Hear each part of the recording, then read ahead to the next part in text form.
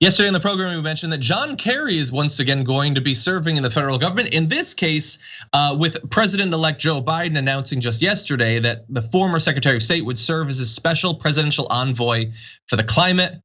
Their transition team put out a statement saying this marks the first time that the NSC will include an official dedicated to climate change, reflecting the president-elect's commitment to addressing climate change as an urgent national security issue. And what has been fascinating about this is obviously, like, I'm inclined to look at John Kerry being involved, in the White House again as like a really sort of thing. Like, man, they never really go away, do they? To put it in historical context, John Kerry was the first president I ever voted for 1 billion years ago, and he is still hanging out. But perhaps more to the point for this position, the response to John Kerry being chosen as that special envoy has been very mixed. So there have been groups like Food and Water Action calling the choice an alarming red flag. The group's executive director accused Kerry of being a longtime apologist for fossil fuel fracking and a reliable promoter of false climate solutions like market-based carbon trading schemes. Which, look, if you look over John Kerry's past in this area, he he focuses on climate change, but his solutions are often funneled through capitalism and through trying to provide incentives for corporations rather than strong government action to bar certain forms of energy production, generation, distribution, those sorts of things. And it certainly is not what I would describe as sort of the new style, the new generation of climate thinking that places it in the nexus of basically every aspect of American society and the economy coming together, because it really does touch all of those. John Kerry is not really that sort of person. Anna, when you heard about John Kerry being chosen, what did you think about him for this position? No, everything you just said is 100% right, and I had a very similar reaction. I'm actually kind of shocked at the positive reaction that we've seen among progressives when it comes to various cabinet picks, including like Janet Yellen, for instance. But same with Kerry. I think that you hit the nail on the head. And in regard to the critique that you read, look, the one thing that you can't get mad at Biden about is he didn't lie to us when he was campaigning.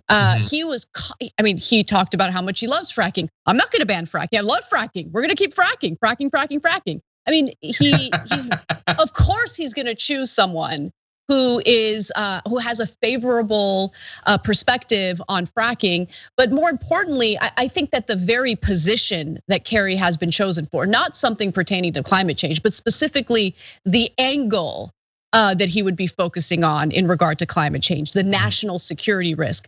That is something that I think Americans need to keep a very close eye on, because something that's starting to be discussed and looked into is this whole notion of eco-fascism.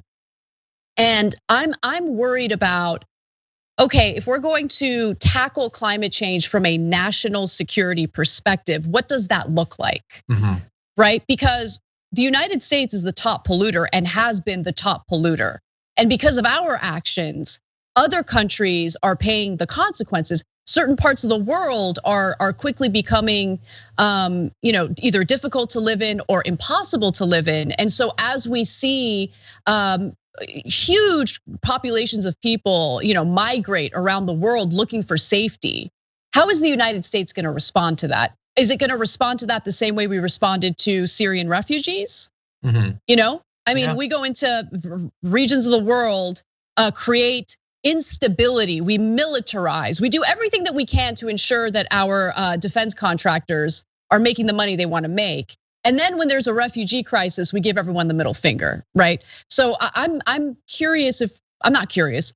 I suspect that we're gonna have a very similar reaction to mass migration that's fueled by climate change, which we overwhelmingly contributed to. Yeah, and this is obviously going to be a gradual process that is going to ramp up over time, but when it's happening, and maybe we'll be doing coverage of the 2038 election, or I don't even know if that's an election year for president, but the right is going to be demonizing based on it, and they will have totally forgotten that they were ignoring climate change all along the way and saying nothing should be done. But then, man, once there's chaos and instability, they're sure going to be worried about it and running campaigns based on it. But anyway, Yeah, as you did say though, the response from some progressives who I genuinely very much trust in this area has been pretty positive. And I think in part it is because this is the international envoy. So there's going to be other people domestically focused on climate change. John Kerry does have a lot of experience in diplomacy. Dealing with climate change is going to require a lot of international effort, and he has shown in the past an ability to get countries on board with things. So that is potentially the good side. What he will get them on board with is potentially a different thing. So we will have to see. But really fast, I do want to read some of the positive responses, including Greta Thunberg, who says, good to know, when John Kerry announced that he would be involved. Real positive, real positive. It is, good but to know. When she has a negative response to something, she is not really loath to make it known. Right. And more to the point, I don't know Greta. I've never spoken with Greta, but Varshini Prakash, from Sunrise Movement, is someone that I have a lot of respect for and have spoken with many times. She says, I served with Secretary Kerry this summer on the Biden-Sanders task force, and one thing is clear: he really does care about stopping climate change. That's something we can work with. An encouraging move from the Biden team. Now I'm keeping my eyes peeled for domestic equivalent. She did work with him, and she has been critical of potential picks. There were far worse people theoretically, but people like Ed Markey was very positive towards this. He's been a big booster of the Green New Deal from the very beginning.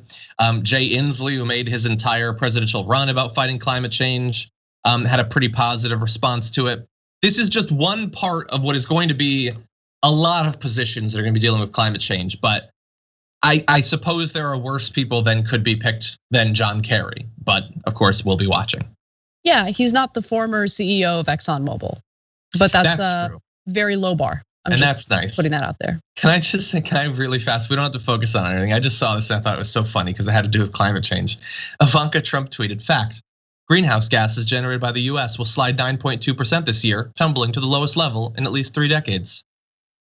And I'm assuming that just must be some awesome thing that Trump did, and not a natural consequence of our entire society grinding to a halt as a result of the pandemic that she and her father didn't care about. Man, it's just such a stupid thing to say. She just ended up being everything and worse, like everything I suspected and worse, right? At first it was like, oh, maybe she's just gonna be complicit. Remember when she was supposed to be the moderating force within the Trump administration? How hilarious is that? Yes. And then that quickly changed to, oh, well, she's complicit. But no, she enables, like there's no question. She definitely enables birds of a feather. Yeah, birds of a feather flying with aggressive idiocy. Yes. Just like, hey, fact, good thing happened. I don't know. It's like an axe murder coming up and hacking your arm off, and someone else pointing out, hey, you just lost weight. Like, well, yes, but context is key.